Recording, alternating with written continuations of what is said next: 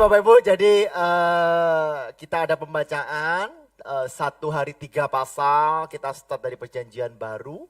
Ya, Matius 1 sampai dengan Matius 3, besoknya Matius 4 sampai Matius 6 gitu ya. Bacanya di mana Pak? Di rumah masing-masing. Ya, nanti tinggal laporan via WhatsApp gitu. Ya, ketinggalan gimana? Enggak apa-apa, dikejar.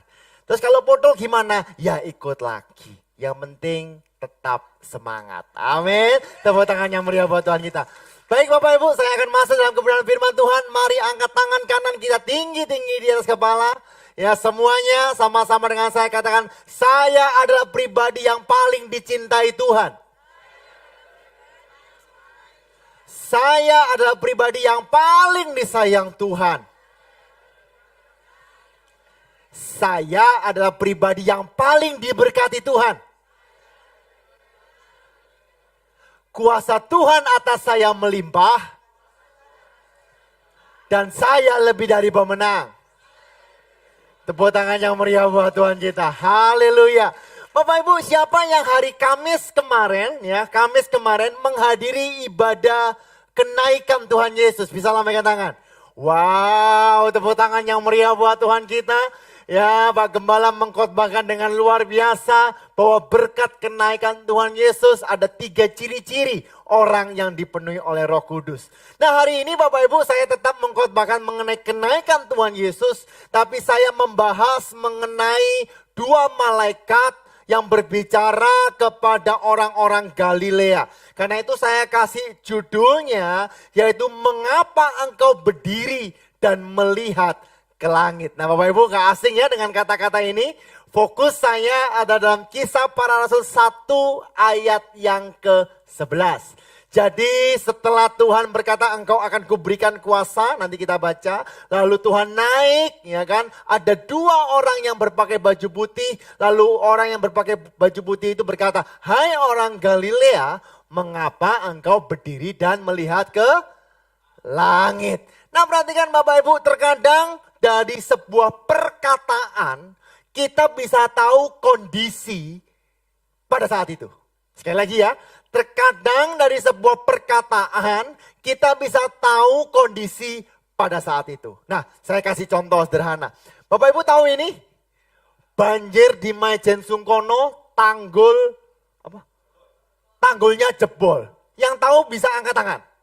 Oke, ya kan? Yang mengalami atau terkena bisa angkat tangan, imbasnya bisa angkat tangan. Nah, ada yang angkat tangan 2. Saya buat ilustrasi kayak gitu. Ya, nah saya Bapak Ibu pada saat kejadian ini saya ngobrol dengan Pak Mulia gitu ya. Pak Mulia ini kalau masalah seperti ini selalu up to date gitu ya. Karena dia suka baca I100, dia suka baca dan sebagainya. Dia up to date. Saya tanya dengan Pak Mulia, ya kan? Maijen katanya banjir. Saya pakai stangnya Pak Mulia. Iya banjir. Wah, Pak Mulia itu tipenya kayak gitu. Nemen tah? Nemen. Oh gitu Pak Mulia. Terus ya apa Pak Mulia? Wah parah gitu. Intinya kayak gitu. Nah Pak Mulia hanya tahu melalui berita. Betul? Pak Mulia hanya tahu melalui I100 atau radio. Nah tapi di saat saya tanya kepada yang mengalaminya langsung, yaitu Pak Agus Alyong, yang rumahnya di Pakis, lalu banjirnya masuk, semua perkataannya pelak kayak Pak Mulia tapi ini tambahin U. Contoh, ya toh, kok Alyong, ya apa kok? Banjir gak? Banjir. Ya kan? Terus ya apa? Macet gak jalannya? Macet. Nemen gak? Oh gak nemen mana? Ya toh. Terus airnya apa? Air saking banjirnya, saking nuwemene airnya melebu. Wah, enak pokoknya. Ya. Nah, dari sini Bapak Ibu mengenangkan sesuatu ya. Berarti dari sebuah perkataan kita bisa tahu kurang lebih kondisinya seperti apa. Nah, yuk sama-sama kita belajar. Ya, saya akan baca bersama-sama kejadian Kisah Para Rasul 1 ayat 6 sampai 11. Poin saya, kunci saya hanya di ayat yang ke-11. Perhatikan, maka bertanyalah mereka yang berkumpul di situ, Tuhan, maukah engkau pada masa ini memulihkan kerajaan bagi Israel. Jadi Tuhan berjanji bahwa dia akan memulihkan yang namanya kerajaan Israel. Lalu Tuhan berkata, jawabnya 2-3. Engkau tidak perlu mengetahui masa dan waktu yang ditetapkan Bapa sendiri menurut kuasanya. Stop sampai ini tiba-tiba saya teringat Bapak Ibu. Ya percayalah bahwa Tuhan memegang kendali penuh atas setiap kehidupan kita. Bahkan di dalam dunia ini apapun yang terjadi Tuhan masih memegang kendali penuh. Yang percaya katakan amin. Saya masih ingat pertama kali tahun 2020 ibadah tidak boleh COVID, ya kan. Lalu masuk tahun 2021 saya sama Papa sempat ngomong, kapan nih mari nih? Engkau gak perlu tahu masa dan waktu. Tapi kalau Bapak Ibu hari ini dipelihara Tuhan, itu semua karena penyertaan Tuhan. Yang percaya tepuk tangan yang meriah buat Tuhan kita. Lalu ayat 8 keluar Bapak Ibu, yuk sama-sama kita baca dengan suara yang nyaring orang-orang yang diurapi Tuhan. 2, 3. Tetapi kamu akan menerima kuasa kalau Roh Kudus turun ke atas kamu. Dan kamu akan menjadi saksiku di Yerusalem dan di seluruh Yudea dan Samaria dan sampai ke ujung bumi. Sesudah ia mengatakan demikian, terangkatlah ia disaksikan oleh mereka dan awan menutupnya dari pandangan mereka. Ayat 10, ketika mereka sedang menatap ke langit, waktu ia naik itu, tiba-tiba berdirilah 2 orang yang berpakaian putih dekat mereka. 2, 3, dan berkata kepada mereka, hai orang-orang Galilea, mengapakah kamu berdiri melihat ke langit?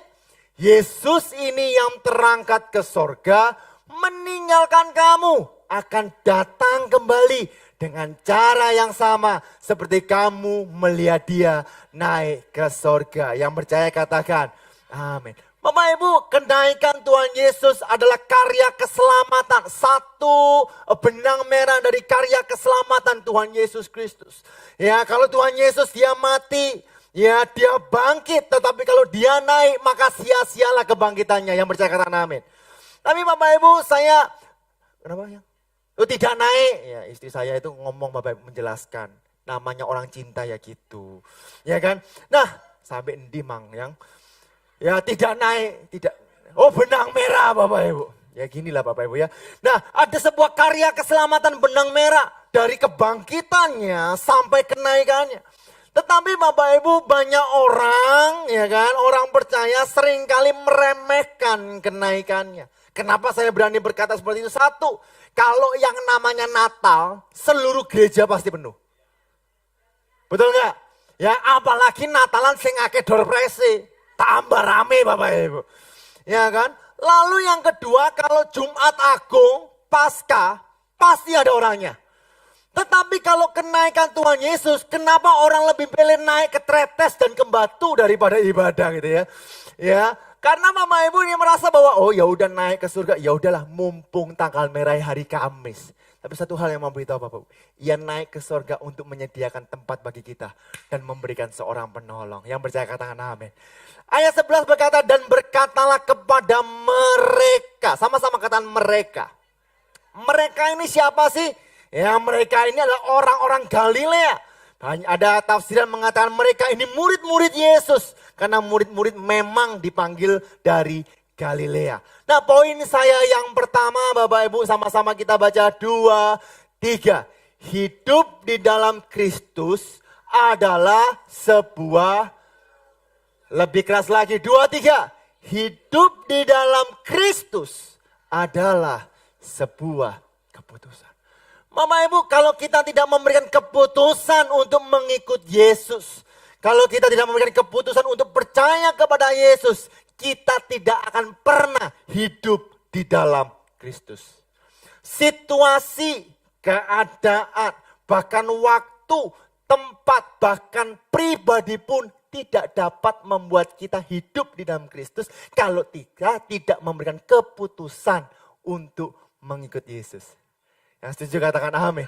Karena itu diperlukan yang namanya keputusan diri sendiri. Perhatikan Bapak Ibu ya, kenapa kok saya ngambil ini keputusan. Hai orang-orang Galilea, pertanyaan saya, ada apa dengan Galilea? Nah ini dia, ada apa dengan Galilea? Ya, kalau Bapak Ibu pelajari Alkitab, di Galilea itu banyak kejadian-kejadian atau kuasa Tuhan yang dilakukan di Galilea. Tetapi pada saat Tuhan naik, mereka hanya terbengong, terheran-heran. Kok bisa Yesus naik? Karena itu perlu yang namanya keputusan. Sama-sama katakan keputusan. Sekali lagi katakan keputusan. Nah, saya akan ambil peristiwa-peristiwa di Galilea, Bapak Ibu, ada 5. Yang pertama, Galilea adalah tempat Yesus dibesarkan. Matius 2 ayat 22 sampai 23. Tetapi setelah didengarnya bahwa Arkelius menjadi raja di Yudea menggantikan Herodes, ayahnya, ia takut ke sana karena dinasihati dalam mimpi.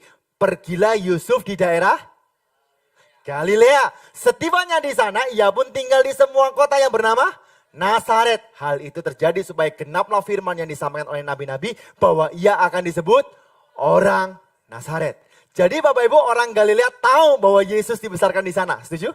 Sampai sini aman? Yang kedua, Bapak Ibu, orang Galilea tahu akan pembaptisan Yesus. Matius 3 ayat 16 sampai 17, memang Yesus dibaptis di Sungai Yordan, tapi Sungai Yordan adalah perbatasan antara Galilea dan juga Yudea. Nah, pada saat Yohanes membaptis Yesus, sesudah dibaptis keluarlah ayat ini. Yesus segera keluar dari air dan pada waktu itu juga langit terbuka. Dan ia melihat roh Allah seperti burung merpati turun ke atasnya. Lalu terdengar suara dari surga yang mengatakan 2, 3. Inilah anakku yang kukasihi, kepadanyalah aku berkenan. Aman?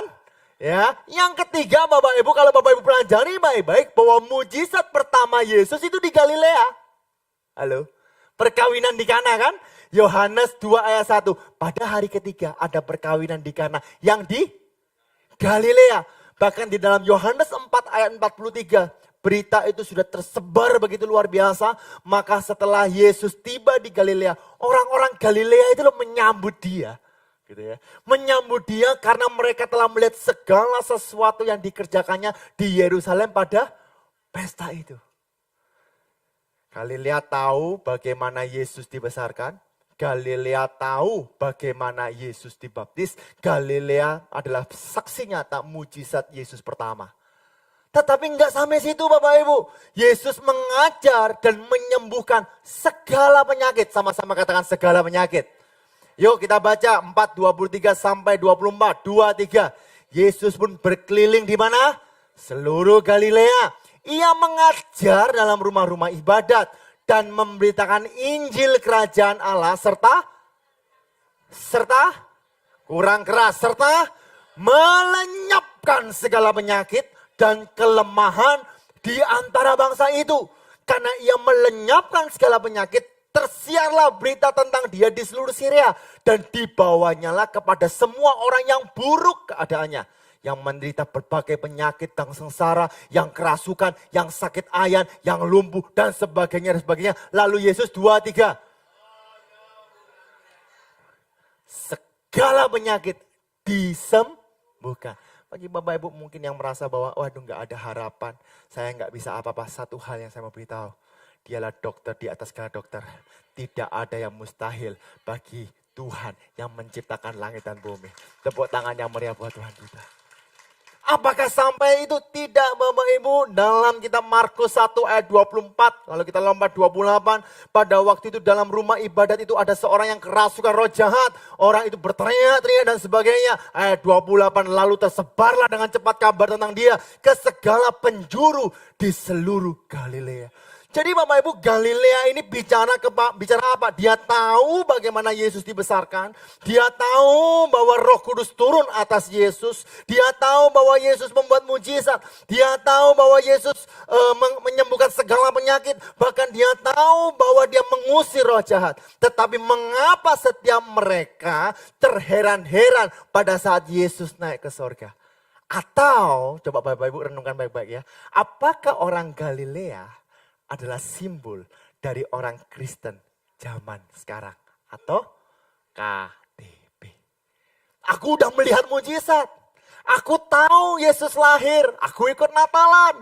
Aku tahu dia itu anak Tuhan. Aku tahu perlindungannya nyata. Aku tahu dia menyembuhkan. Selama kita tidak membuat keputusan, sekali Yesus tetap Yesus, maka kita tidak bisa hidup di dalam Kristus. Halo. Bapak Ibu, orang percaya, orang Kristen harus berporos satu-satunya. Hanya Yesus. Hanya Yesus. Hanya Yesus. Kristus cukup buat aku. Yang setuju kata amin. Barusan ini Bapak Ibu Papa saya menunjukkan saya foto. Saya udah tahu agak lama gitu ya Bapak Ibu ya. Ya, ada yang viral Bapak Ibu. Seorang pendeta jual minyak urapan. Harganya 500.000. Ya, dia bilang kayak gini. Hanya minyak urapan ini yang bisa menyembuhkan segala penyakit. Coba bayangkan. Kalau Bapak Ibu mau minta doa sama saya harus beli minyak urapan dulu. Karena minyak urapan ini sudah saya doakan. Nah, kalau Bapak Ibu percaya kayak gini, halo, kan jadi Bapak Ibu terombang-ambing. Dan yang luar biasa yang saya kaget, saya lihat keranjang kuningnya ada tulisan gini, 32 terjual. Menurut Bapak Ibu yang tuku sopo ini? Halo, loh gak percaya Bapak Ibu, cek Bapak Ibu, ada gambarnya orang gini, cewek lagi Bapak Ibu, 32 terjual. Lihat kanan kiri katakan, aku gak ikut beli. Halo, ya kan? Ada lagi Bapak Ibu, ya kan? Sebuah pengajaran-pengajaran yang mengatasnamakan sesuatu, yang mengatasnamakan diri sendiri. Saya mau beritahu, kuasa kesembuhan tidak terletak di orang lain. Kuasa kesembuhan hanya terletak kepada Kristus. Yang percaya beri tepuk tangan yang meriah buat Tuhan kita. Karena itu Bapak Ibu, hidup di dalam Kristus adalah membiarkan firman bekerja. Dan kita apa? Harus membuat keputusan menerima Yesus Kristus. Ya, dukung doa Bapak Ibu ya. Saya sedang menyelesaikan skripsi saya. Terima kasih untuk para volunteer yang sudah saya wawancarai. Ya, Bapak Ibu, saya sempat tulis kayak gini Bapak Ibu. Tema saya kan bab 2 itu adalah pertumbuhan iman jemaat. Bagaimana supaya iman jemaat dapat bertumbuh. Saya tulis Bapak Ibu, iman timbul dari pendengaran. Pendengaran akan firman Kristus. Saya masukkan Bapak Ibu. Ya, sama dosen saya dicek. Oh bagus kamu. Memang betul iman timbul dari pendengaran. Pendengaran akan firman Kristus. Tapi tidak semua yang membaca firman Tuhan dan mendengarkan firman Tuhan bertumbuh. Duduk aku yang ngomong Pak Gem. Kok bisa? Tak bilang, kok bisa? Enggak lah, firman itu dapat mengubah. Iya, aku mau tanya ambil kamu. Kenapa? Orang Farisi dengerin firman enggak? Halo? Ahli Taurat mendengarkan firman enggak? Saya mau tanya, orang Farisi tahu enggak mujizat yang Tuhan kerjakan? Tahu enggak 5 roti dan 2 ikan? Tahu enggak bagaimana mengusir setan-setan? Tahu. Selama orang Farisi tidak mengklaim, membuat keputusan bahwa aku menerima Yesus Kristus sebagai Tuhan dan Juru Selamat, maka sejak selama itu dia tetap tidak percaya. Halo. Bapak Ibu belajar sesuatu hari ini? Ya, saya lihat muka-muka kekenyangan. Halo, ya, atau masih kelaparan? Ya, hari ini Bapak Ibu pulang dari tempat ini, buat keputusan. Ya, untuk mencari kerajaan Allah. Ya, untuk mencari kebenaran firman Tuhan. Ambil keputusan untuk bertobat. Tapi kalau kita sudah menerima Kristus gimana? Udah selesai, terus sakarape, sekali selamat tetap selamat. No Bapak Ibu. Saya tulis Bapak Ibu ya, kalau kamu mau terus bertumbuh, milikilah gaya hidup pertobatan. Filipi 1 ayat 10 berkata seperti ini. Hai saudara-saudaraku yang kekasih, kamu senantiasa taat. Karena itu 2-3, tetaplah kerjakan keselamatanmu dengan takut dan gentar. Maksudnya kerjakan keselamatan ini apa? Apakah kita harus melakukan sesuatu yang baik supaya Tuhan berkenan? Bukan Bapak Ibu. Gaya hidup pertobatan paling sederhana adalah kita sadar bahwa kita memerlukan Kristus sepanjang hidup kita. Saya bersyukur Bapak Ibu, saya wawancarai kurang lebih sekitar 24 jemaat GBI Keluarga Allah Blessing. Gitu ya. Saya tanya bagaimana apa yang kamu dapat khotbah dari kemarin, ya kan? Ko Andi saya wawancarai, ya kan? Mas Yudo saya wawancarai juga, ya kan? Ya, gimana bla bla bla bla bla dan sebagainya. Lalu bagaimana caranya kamu mengaplikasikan firman Tuhan? Wah, dia cerita bla bla bla bla bla. Tapi semua jemaat Bapak Ibu 90% saya nggak tanya, tapi dia jawab gini. Kita itu harus sadar, Yos. Ya, bahwa kita ini nggak bisa apa-apa tanpa Tuhan. Itulah gaya hidup pertobatan. Kita sadar bahwa hidup kita adalah anugerah. Kita sadar bahwa hidup ini adalah kemurahan Tuhan. Dan kalau hari ini kita masih ada tempat ini, semuanya karena penyertaan Tuhan. Tepuk tangan yang meriah buat Tuhan. Yuk Bapak Ibu saya dorong, ambil keputusan. Katakan, I have decided to follow Jesus and no turning back. Saya mengambil sebuah keputusan untuk mengikut Yesus dan tidak ada kata kembali. Sekali Yesus, tetap Yesus. Tepuk tangan yang meriah buat Tuhan kita. Yang kedua Bapak Ibu setelah membuat keputusan, maka hidup di dalam Kristus, hidupnya ada dalam kuasa Tuhan. Sama-sama katakan kuasa Tuhan. Kisah para Rasul 1 ayat 11, Bapak Ibu, hai orang-orang Galilea, mengapakah kamu berdiri melihat ke langit? Mengapakah kamu heran? Mengapakah kamu takjub? Bapak Ibu, saya mau beritahu satu hal. Orang yang hidup di dalam Kristus, setiap langkahnya adalah mujizat. Setiap langkahnya adalah terang kebenaran firman Tuhan. Engkau nggak perlu mencari mujizat, karena setiap langkahmu mujizat. Halo. Saya suka Bapak Ibu ya, dari Kisah Para Rasul 1 ayat 8 ini berkata seperti ini. Tetapi kamu akan menerima kuasa kalau Roh Kudus turun ke atas kamu. Siapa yang menerima kuasa? Lambaikan tangan. Tepuk tangan yang meriah buat Tuhan kita. Perhatikan Kisah Para Rasul 3 ayat 12 sampai 13. Setelah Petrus menerima kuasa gitu Bapak Ibu ya. Lalu ia menyembuhkan orang lumpuh. Singkat ceritanya Bapak Ibu, Petrus diikuti oleh orang banyak. Petrus melihat orang banyak itu lalu berkata, 2, 3. Hai orang Israel, mengapa kamu heran tentang kejadian itu? Dan mengapa kamu menatap kami seolah-olah kami membuat orang ini berjalan karena kuasa atau kesalahan kami sendiri? Dikatakan, Allah Abraham, Ishak dan Yakub, Allah nenek moyang kita telah memuliakan hambanya, yaitu Yesus yang kamu serahkan dan tolak di depan Pilatus. Bapak Ibu dalam Tuhan, orang yang percaya di dalam Tuhan, setiap langkahnya adalah mujizat. Engkau nggak perlu takjub bagaimana karya Tuhan, sebab memang karya Tuhan itu selalu di luar dari apa yang kita bisa pikirkan. Yang percaya katakan amin. Yang percaya katakan yes. Tepuk tangan yang meriah buat Tuhan. Jangan sedikit-sedikit kaget. Jangan sedikit takjub, ya apalagi kepo dengan mujizat. Aduh Bapak Ibu, saya sharing dikit ya Bapak Ibu ya. Ini mungkin bisa membuka pemikiran kita. Saya kemarin agak kecewa Bapak Ibu sama teman saya. Duh kok pendeta kok kecewa, enggak ini joke Bapak Ibu, jangan buat serius gitu loh.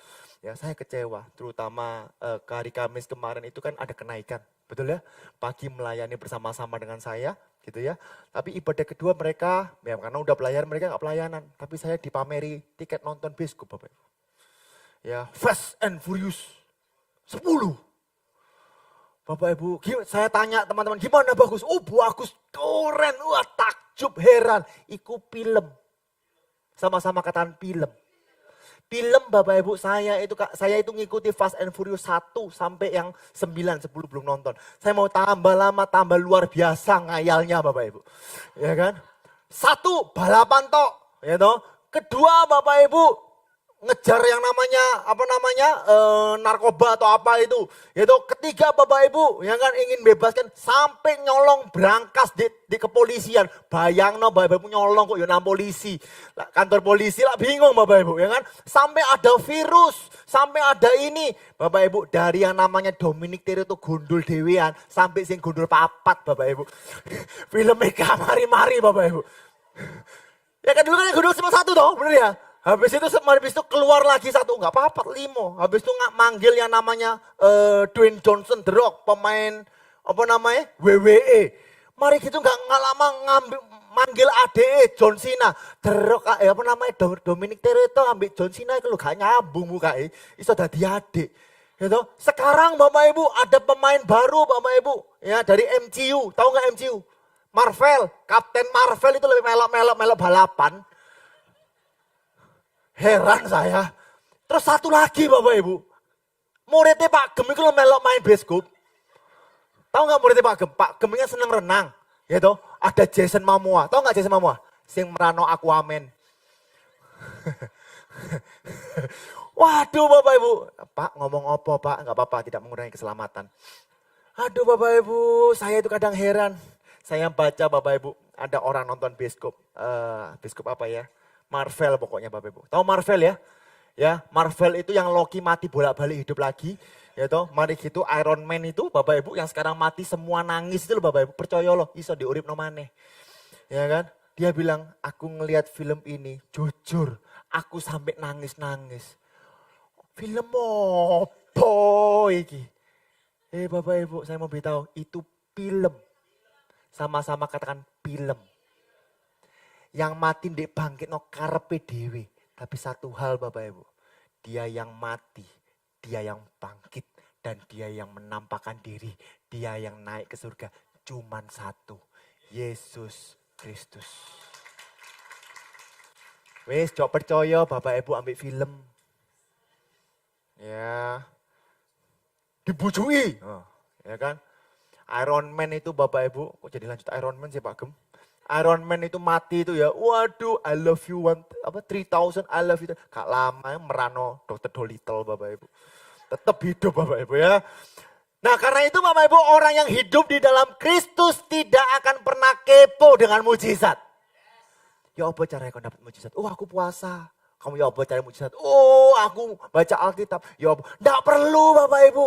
Mujizat itu kemurahan Tuhan. Mujizat itu anugerah Tuhan. Orang percaya sepanjang hidupnya, sepanjang nafasnya adalah mujizat. Tepuk tangan yang meriah buat Tuhan kita. Yuk angkat tangan kanan tinggi-tinggi. Semua. Saya mau beritahu, bisa angkat tangan? Itu mujizat. Angkat tangan dua-dua. Itu mujizat. Lek goyang-goyang. Itu mujizat. Katakan amin. Itu mujizat. Halo. Tepuk tangan dong yang meriah buat Tuhan kita. Jangan minta sesuatu yang heboh. Duit ceblok teko langit blek. Kadang itu orang itu lucu Bapak Ibu. Wah Tuhan aku minta uang, Tuhan aku minta uang. Ceblok blek. Iya lek gak pasti kepala. Lek pasti kepala soro Bapak Ibu. Ya ingat. Setiap langkah kita mujizat. Ya, kalau setiap kita percaya, kita ngambil keputusan, I've decided to follow Jesus. Engkau gak perlu khawatir, sebab Tuhan sendiri mengatakan, aku menyertai engkau, aku menyertai engkau, aku menyertai engkau, aku menyertai engkau, aku menyertai engkau.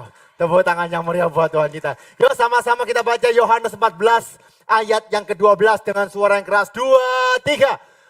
Aku berkata kepadamu, sesungguhnya barang siapa percaya kepadaku, ia akan melakukan juga pekerjaan-pekerjaan yang aku lakukan. Bahkan pekerjaan-pekerjaan yang lebih besar daripada itu. Sebab aku pergi kepada Bapa. Bapak Ibu, jangan khawatir. Tuhan selalu memberikan kuasa kepada kita. Dan di saat kuasa itu kita pakai untuk kemuliaan nama Tuhan. Nama Tuhan akan dimuliakan dan Tuhan akan disukakan. Yang percaya katakan amin. Tadi pagi nggak keluar Bapak Ibu, saya mau cerita Bapak Ibu. Ya, jadi pertama kali dapat inspirasi dari istri saya, tapi saya modif sedikit karena saya mengalami. Pada suatu hari, papa saya ulang tahun. Saya nggak tahu papa saya iling nggak atau nggak. Ya, ulang tahun, papa saya itu suka dengan dulu zamannya VCD. Nah, papa itu suka nyetel Grace. Siapa yang main Grace ya? Grace, hah? Olivia?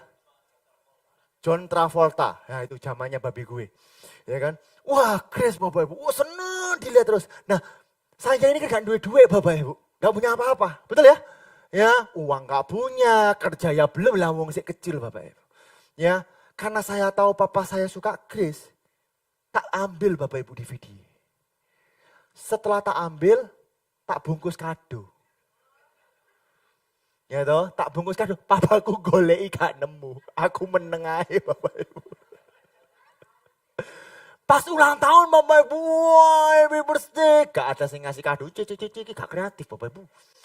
Gak ngasih kado, aku apa happy birthday, papa saya kaget ya kan. Kamu ngasih kado, kado apa? Alah paling ya nyupuk-nyupuk tuh kok ini temenan Bapak Ibu gak jeret. Oh iya, thank you ya dicium aku. Kadang Bapak Ibu ya, Tuhan itu memberikan kita kuasa dan kita kembalikan untuk kemuliaan nama Tuhan. Amin. Ojo nepek dewi. Ya, sama-sama semua yang Tuhan berikan buat saya. Untuk kemuliaan nama Tuhan. Supaya nama Tuhan dipermuliakan. Supaya nama Tuhan ditinggikan. Dan saya mendapatkan sukacita daripada Tuhan. Tambah suwe, tambah alon suarai.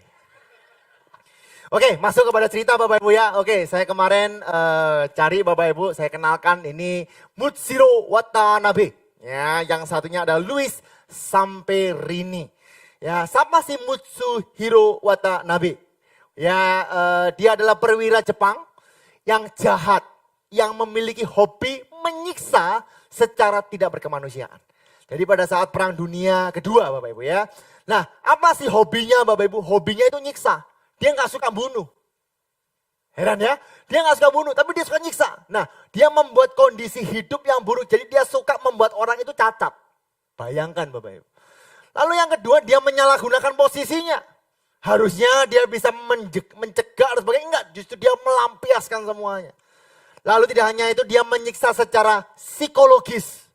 Ya, dihancurkan Bapak Ibu mentalnya, dihancurkan harga dirinya Bapak Ibu sehingga merasa bahwa dirinya hanyalah sebuah hewan gitu Bapak Ibu ya untuk para tawanannya. Dan yang lebih mana penyiksaan fisiknya. Ada para tawanan itu dimasukkan di kerangkeng Bapak Ibu, tidak boleh keluar berhari-hari. Lihat Bapak Ibu coba bayangkan, masih ingat ceritanya Pak Gembala yang masuk terowongan? Ya, bongkok gini lah Bapak Ibu, cuman berapa meter aja pegel kabeh. Lalu sampai berhari-hari. Ya kan, wah sakit Bapak Ibu, nangis, dikasih makan apa adanya. Airnya juga diberikan yang apa adanya, pokoknya disiksa habis-habisan. Nah, siapakah Luis Samperini ini? Luis Samperini ini adalah pelari Bapak Ibu. Ya, dia ikut Olimpiade. Dari 5.000 peserta, dia juara 8. Keren gak?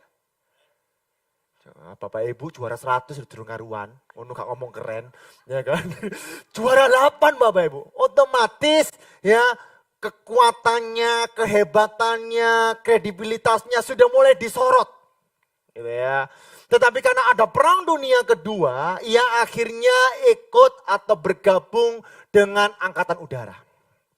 Setelah dia ikut Angkatan Udara untuk berperang, lalu dia menjadi korban kecelakaan pesawat yang terdampar di tengah Samudra Pasifik. Berapa lama Pak? 47 hari terkantung-kantung Bapak Ibu. Tidak ada makanan, tidak ada minuman. Tapi saya mau beritahu, Tuhan itu hidup. Yang bisa kata namanya, Tuhan itu baik. Ya, dia tiba-tiba ada ikan lewat, dia makan ikan. Ya, air, dia dapat air yang cukup. Yang heran dituliskan Bapak Ibu, bahkan dia bisa makan burung. Siapa sini menangkap burung? Ya, ngeculno doro gelek Bapak Ibu ya. Nangkep burung itu susah loh Bapak Ibu. Dia bisa makan daging burung Bapak Ibu. Saya mau beritahu, kalau itu bukan karya Tuhan tidak mungkin. Yang percaya kata namanya. Setelah 47 hari Bapak Ibu ditangkap oleh pasukan Jepang. Ketemu dengan Mutsuhiro Watanabe ini Bapak Ibu. Selama 2 tahun. Berapa tahun? 2 tahun itu adalah 24 bulan. 24 bulan piro hari ya? Ya segitu pokoknya Bapak Ibu. Soalnya kalau masa wah ngono Bapak Ibu. Biasanya digede-gede kan wah gitu Bapak Ibu. 24 bulan Bapak Ibu disiksa Bapak Ibu. Dihajar Bapak Ibu. Nganggur-nganggur enak-enak jalan dikuaploki Bapak Ibu. Wah pokoknya disiksa selama 2 tahun itu Bapak Ibu. Singkat cerita Bapak Ibu, akhirnya Luis ini dibebaskan. Dia kembali ke negaranya. Tetapi pada saat dia kembali Bapak Ibu, ya, bahwa dia menderita yang namanya PTSD. Opo mana itu? PTSD itu sindrom trauma Bapak Ibu. Jadi dia nganggur jalan gitu, moro-moro dia itu merasa bahwa nginget-inget, aduh aku biar pernah dikepuk, aduh gitu Bapak Ibu. Jadi tiba-tiba dia, wah mau dirangkul bojone ngamuk gitu Bapak Ibu ya, karena dipikir mau diantemi. Lalu dia apa lagi Bapak Ibu, dia tidak bisa konsentrasi.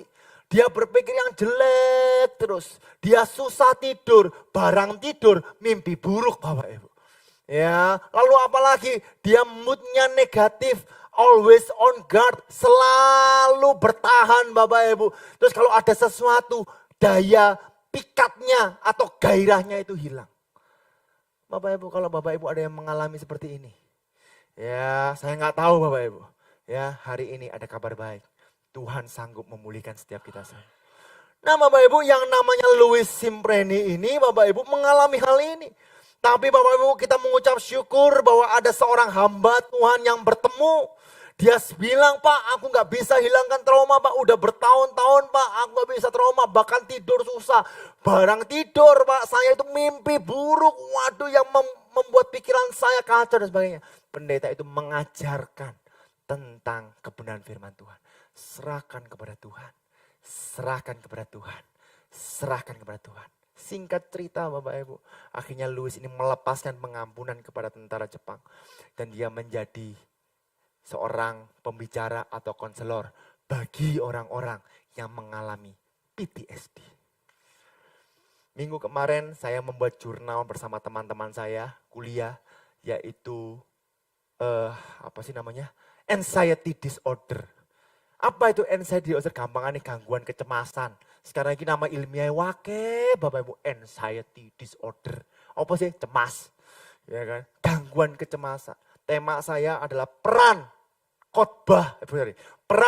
doktrin keselamatan untuk orang-orang yang mengalami gangguan kecemasan. Saya mau tanya kepada Bapak Ibu. Mungkin Bapak Ibu ada yang merasa khawatir setiap harinya. Engkau tidak berani melangkah. Atau mungkin Bapak Ibu less sosial. Jadi tidak mau bersosialisasi.